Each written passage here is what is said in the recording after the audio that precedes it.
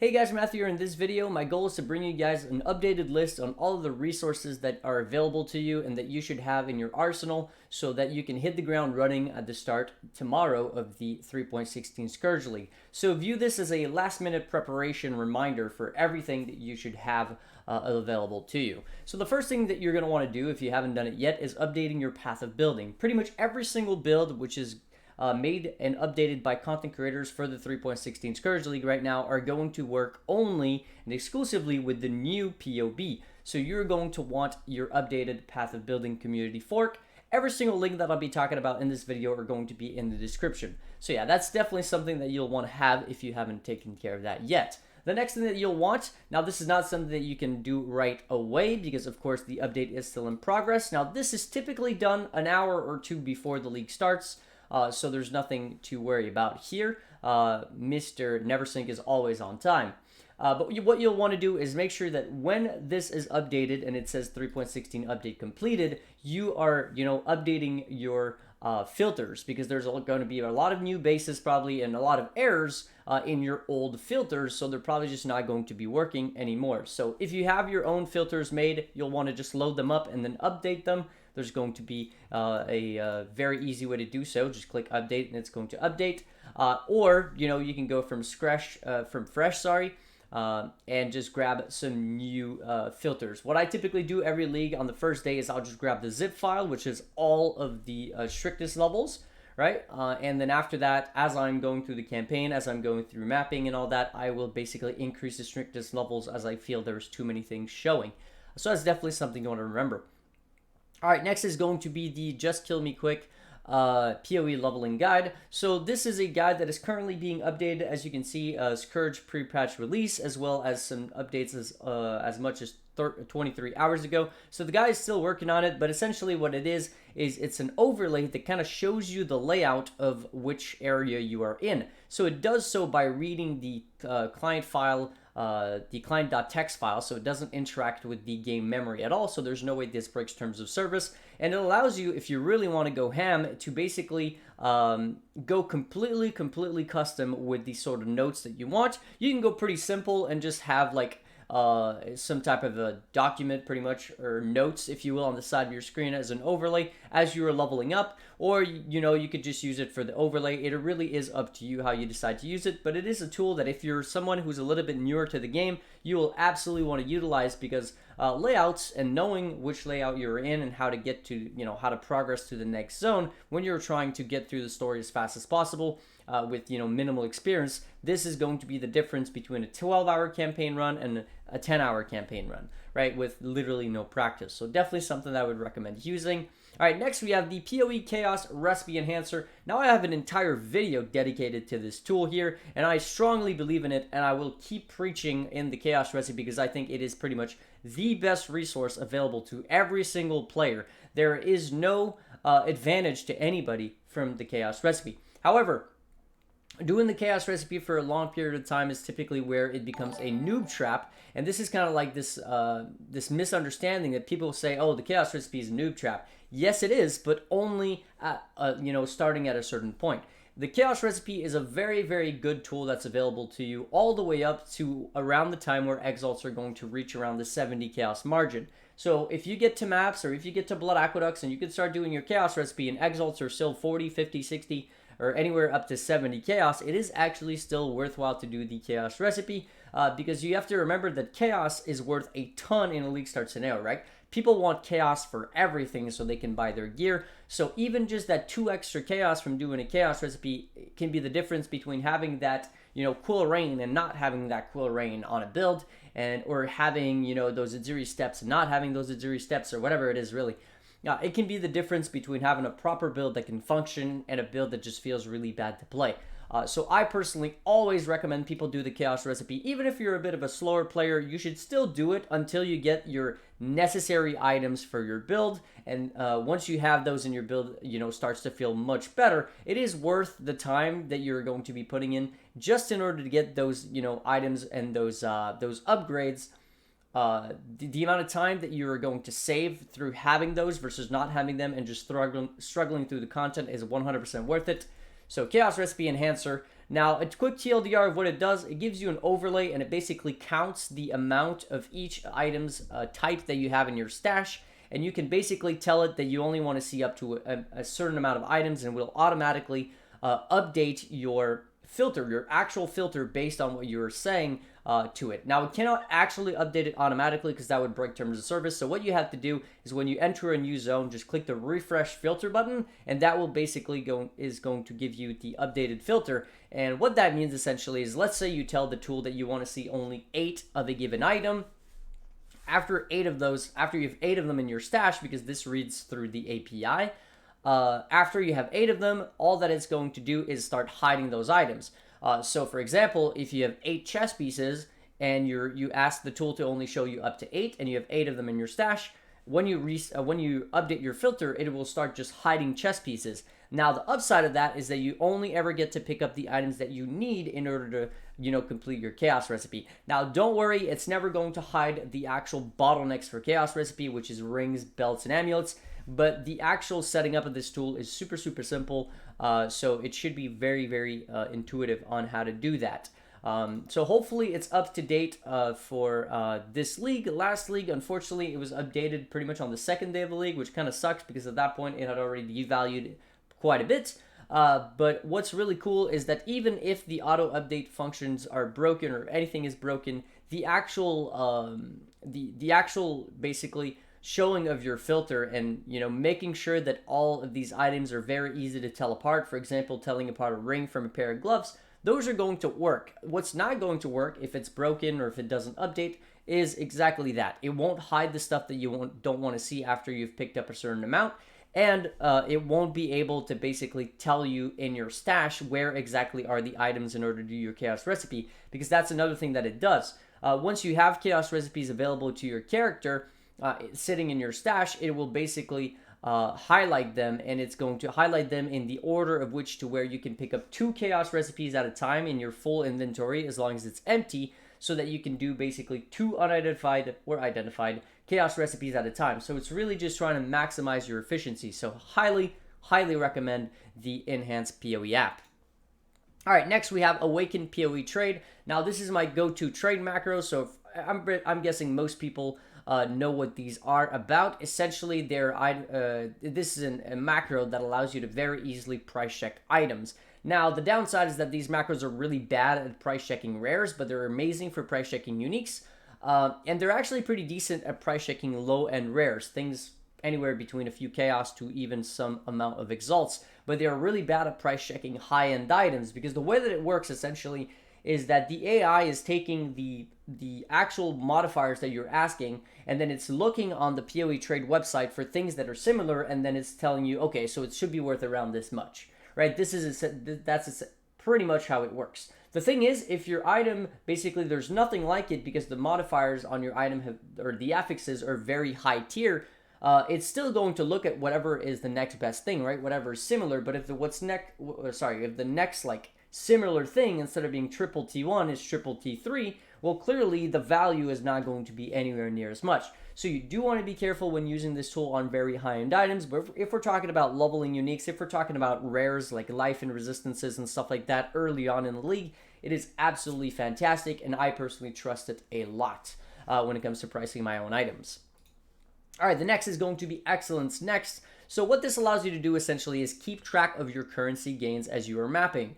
So the cool thing about this essentially is that you can kind of just figure out, I'm running this content right now, and I'm going to do it for an hour or two, and let's see how much money I make. Oh, I made 200 chaos. Okay. Well, I'm going to run this other content for another 2 hours, and let's see how much chaos I made. Oh, I made 120 chaos. Well, clearly, the first thing I was doing was a lot better in terms of currency gains, so it's a really good way to test things, and it's also really nice because there is definitely like an addictive portion of this, of seeing this number of the value of your net worth go up. Right? You know how they say that, rich people just care about money? That's kind of the same situation here. As you are seeing this number go up in your net worth of your character, because it does count not only the value of your items in your stash and your currency, but it also counts the value of basically everything else in the game, including what's equipped on your character. The only thing that it's not great for is rare items. Again, the same sort of situation that's the Awaken Trade macro also struggles with. but still, it's a really, really amazing tool for testing different currency making strategies.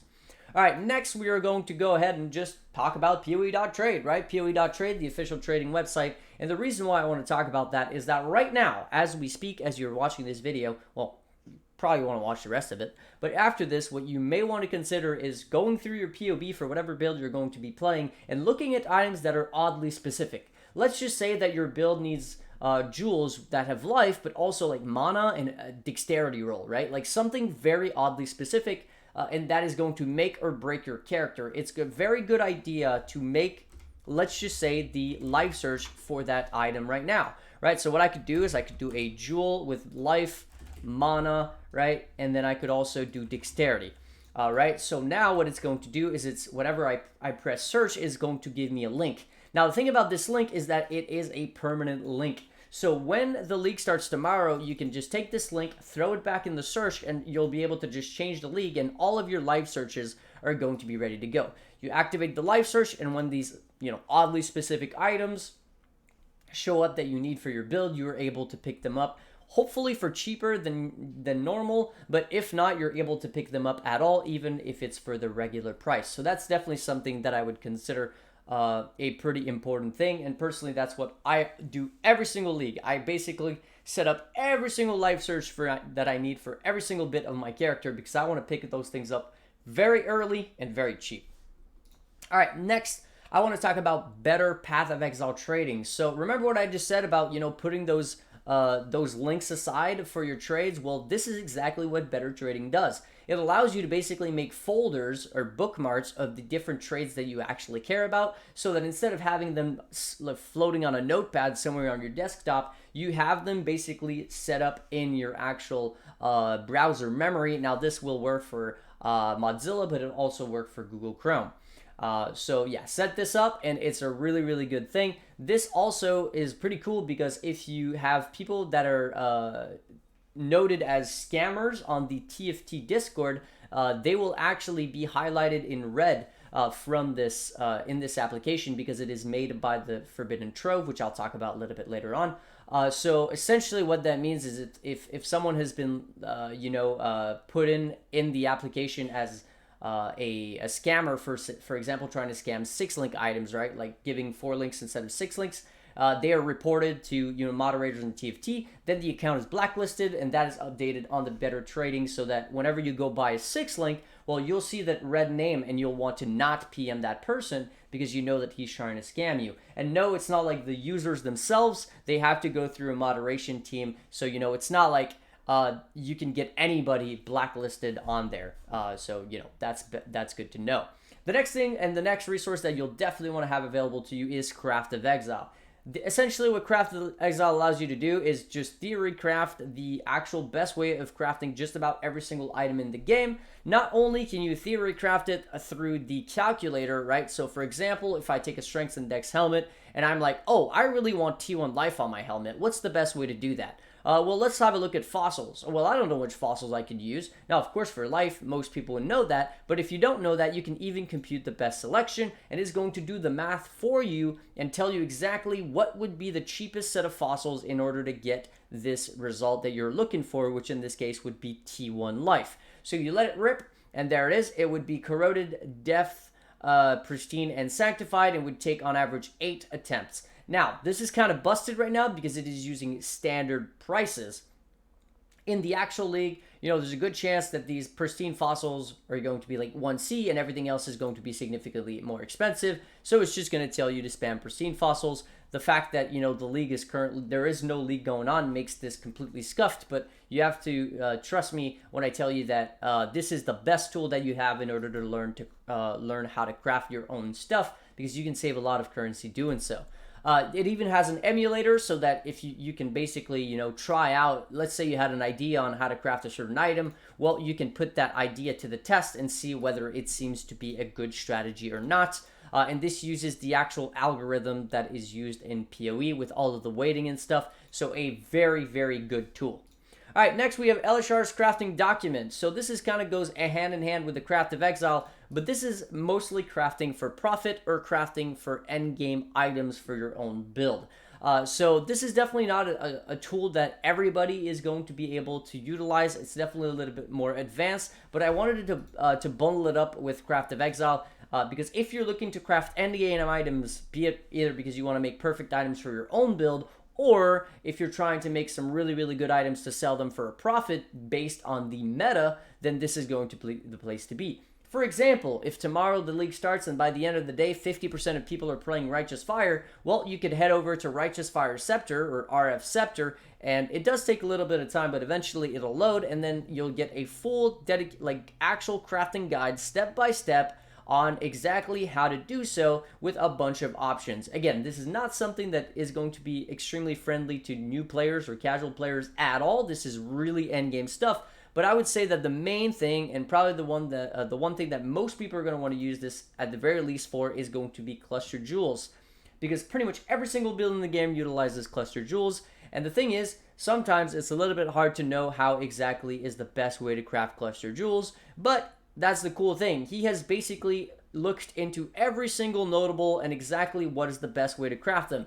Not only that, he has even included things like the amount of passives that you want on those specific jewels, as well as the item level, and he has even included links to be able to buy the bases that you actually care about. So, for example, if I know that my build is going to be using Burning Bright and, I don't know, Fan the Flames, I know that this is really good for Ignite Prolif, not worth crafting. Okay, well, we know that it's not worth crafting for profit, but if I need it for my build, well, I can go in here and buy the actual base, and the way that I would craft it would be using a Harvest and re-rolling Fire, or, you know, alternatively, probably using some fossils. I'm sure that if they're listed in the cases where it's a good way to do so. For example, here he has alterations. Like, it's not always just harvest. Sometimes there are some alternate methods to crafting these things. So yeah, really, really cool document. I'm definitely going to be using that even myself. All right, next we have the POE.Ninja. Now, this is just a really good way to keep up with the prices of basically everything, right? So let's just say that you're like, oh, I wonder what the price of this unique item is because you're trying to buy it, right? And you're like, I wonder if it's going to go up or down. So you're kind of keeping track on it, and you can see the last 7 days is the price going up, is the price going down. It also has a number of them listed. This is a really good indication of how rare an item is, right? So for example, I can look at this item here and see that Hate Forge, there's about 100 of them listed for 700x, but there's only 50 Demigod's Triumph listed. So this is by far a rarer item than this, right? Now, this is not a great example because in Standard there's alternate arts and stuff like that, but rarity can play a really good role and a really big role, especially when it comes to trying to predict which items are going to go up in price and down in price as well, right? If an item seems to be really, really common, even if it's super popular, chances are it's not going to hold up too much in terms of value as more people, you know, trade supply and demand. As there's more supply, even if demand stays the same, the price is not just going to go up. Meanwhile, if there is limited supply and the demand is, you know, going up, therefore price are going to go up. So obviously that's a little bit more advanced, people trying to play the market and all that, but POE.Ninja is a great tool. One thing that goes hand in hand with POE.Ninja is going to be POE Antiquary. So what POE Antiquary is essentially a way to look at the price of items in the past. So what this is good for, essentially, is trying to get an idea of the trend of price of certain items. So, for example, if my build is going to be using, let's just use an example for my Eye of Winter Miner, and let's use Snake Pit, right? Let's just say I'm like, oh, I really need Snake Pit. So let's have a look at what Snake Pit cost at the beginning of last league. So Snake Pit at the beginning of last league was an 8 Chaos Unique, and as you can see, it kind of went down in price, and then it staggered around 2 Chaos. So what that tells us is that, you know, historically, or at least last league, the price was basically just going down. So this league, you know, it should do the same thing if we are going through historically. Now, of course, you have all of the other leagues, so you could look at Ultimatum. What happened to Ultimatum? Oh, in Ultimatum, it started off at about 36 Chaos, and by the end of the first day, it was only worth about 25 Chaos. So you can basically try to decide, oh, should I buy it when it's at the high point of 36 Chaos at the league start, or am I willing to wait a little bit on my character and get it at 25 Chaos in 10 hours of time after I wake up? right? For example. So it's a really good way to try to predict the price of items. Kind of the same situation, except instead of looking at supply and demand, you're looking at historically what was the price of this item. Historically, does it go up after the start of the league or does it go down? You can do this with also currencies, right? You could think of, oh, mirror shards. Well, I wonder, should I be investing into mirror shards early on in the league? Is that a good investment? Is it going to go up? Well, let's have a look. So if we look at Ultimatum, the price of mirror shards started off at 250 chaos at the first day, or 260 chaos, and then by the end of the first day they were 500 chaos. That means that if you're lucky enough to somehow be able to buy up a mirror shard in the first day or at the very beginning of the league, somewhere, let's just say you dropped an expensive unique that you know is going to devalue in price, so you go ahead and sell that unique for 250 chaos. Now all of a sudden you're able to buy a mirror shard. Well, guess what? In a day or two you'll have doubled your money.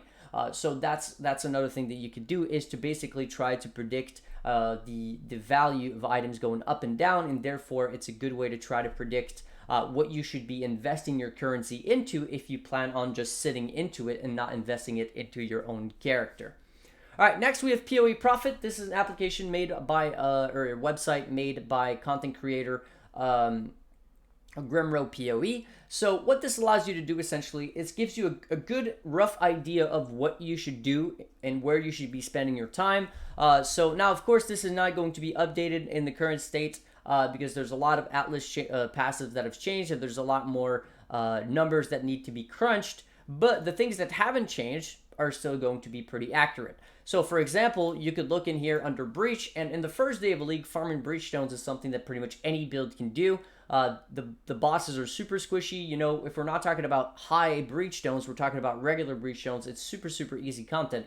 So you could look in here, and let's say you see that Thull Breach Stones is a profit of 20C. That means that on average, every single time you run a Thull Breach Stone, you will make 20C. Now, however, this does not mean that every time you make a profit of 20C. It might mean that 5 times you won't make any profit whatsoever, but then the 6th time you'll make 120C profit because you'll drop an amulet, right? Something like that. So you do need to take in consideration the fact that there is an entry cost to these strategies, but you can easily see the entry cost. You can easily see the revenue, the percent return of investment, and then your profit on average, right? And this is also the same for bosses. You can look at Shaper, Maven, Elder, Katarina, Uber Elder with the nodes on the Atlas, right? You can go under Talented Boss, and now you have Elder, but with Gaze into the Abyss, or Uber Elder with Gaze into the Abyss. You could look at Guardians. Am I going to make money if I farm Guardian maps, right? Through their just their fragments alone and their dedicated uniques, stuff like that. You could look at with the Talented. So Allied is basically whenever you kill a Guardian with the node's Guardian's Aid, because they come with an allies whenever the first guy reaches 33%. You could look at farming, 5-way emblems, farming Bestiary. So what if I go out right now and I buy a bunch of Sackawall's beasts, and then I just go in the menagerie and I kill the Sackawall over and over and I sell the craft? Well, this is the sort of profit that I would be making. You could even look at it in terms of flipping. Is there any profit to be made flipping, certain divination cards? Can I buy a divination card? Let's just say the nurse. Can I buy like 8 nurses and turn it into a doctor and then turn a profit? Yes, I can. No, I can't. So there's some really cool stuff in here. Now, not every single thing is going to be up to date, but I believe that Grimro is probably going to get on top of that ASAP. But anything that is unchanged from 3.15 essentially is going to be completely up to date. So it shouldn't be too bad. All right, now the next thing I want to talk about is POEMAP.live, and what this allows you to do is essentially complete your atlas really quickly. So what this tool does is allows you to basically change maps for some other maps. So let's just say that you have a beach map and that you just cannot, for the love of God, drop a channel map. You just can't. You've been working on it. It's the last map that you have in terms in your T1 maps. You just can't drop one. Well, you come on here and you're like, oh, well, I have a beach, I have a mesa, and I have a park, and I really need a channel map, right? So I'm just going to click start, and now it's going to go ahead and look at other people who are looking for any of the maps that I have that have a channel, right? And then it's going to match those people so that they can easily trade each other's maps. so that they can easily both benefit from completion their atlas faster. This is an amazing tool when it comes to trying to complete your atlas as fast as possible when you are just getting those really annoying maps that just refuse to drop, which can happen sometimes. All right, and then finally, the last thing that I want to talk about is going to be the TFT Discord. Now, the TFT Discord has definitely had some ups and downs, but I would still consider it one of the main platforms when it comes to services and when it comes to buying things in bulk or selling things in bulk. So if we head over to the TFT Discord, now there's a lot going on this Discord. You can actually go onto the hide TFT categories, and you can actually reply to these with certain I don't know what to call them, like emotes or whatever, emojis, and then it's going to hide those categories. So if you're like, whoa, there's way too many categories, I don't care about standard, I don't care about this league, I don't care about that, I don't care about the FAQ, you can hide a bunch of this stuff, and that is going to make it so it doesn't look anywhere near as bad, because right now it is absolutely over the top, the amount of channels that are in there. But pretty much what this allows you to do is, the main things is buy and sell things in bulk, and then buy and sell challenges or services in general, be it lab running, be it services for, completing challenges, boss killing, stuff like that. This is going to be the place to go. And then, of course, there is going to be a lot of tips on, how to avoid scammers, how to report scammers if you do get scammed. There's a vouching system that comes along with this Discord. So let's just say you're trying to get a craft on an item that is like 10 exalt. You can actually go and see the history of, these different, this person, and look at historically how long has he been part of the Discord, how many trades has he done, what's his reputation, right? What's his karma, his reputation, whatever you want to call it, his number of vouches. And then you can decide whether you think the person is trustworthy enough that you can trust them with your item. If you don't think they are, you can ask for collateral. If you think they are, you can go through with it. If you just don't want to go through with it at all, you can just skip to the next person.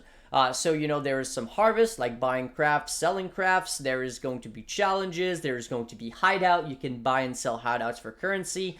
You can buy things in bulk. There is benchcraft services. So if you need to, let's say there's a benchcraft that you don't have, and you're really looking forward to it because your character doesn't work without it, you can, come in here and get the benchcrafts that you need for your characters. Now, this shouldn't be too big of a deal anymore due to the changes of the benchcrafts pretty much all being available in maps. But still, if it ever happens, there's also boss killing services. You can even sell your bosses. So let's just say you're like, oh, I got to Cyrus Awakened level 8, but my character's not able to do Cyrus. What can I do? Well, you can sell the Cyrus to someone else who will take your loot and give you a payment for the Cyrus themselves. So it's a bit of a way to gamble, stuff like that. So it's a really, really good resource that pretty much any, I would say, probably not that great for casual players, but any sort of players who take the game a little bit more seriously, this is definitely a Discord that you do need to get accustomed with, yeah, definitely a very valuable resource in your arsenal. So that is pretty much the list of every single tool that I would recommend you guys have ready to go for the upcoming 3.16 Scourge League. So if you are missing any of those, I would highly recommend you go in and, bookmark these pages, or get your live searches ready, or get your POB updated, or whatever you are missing.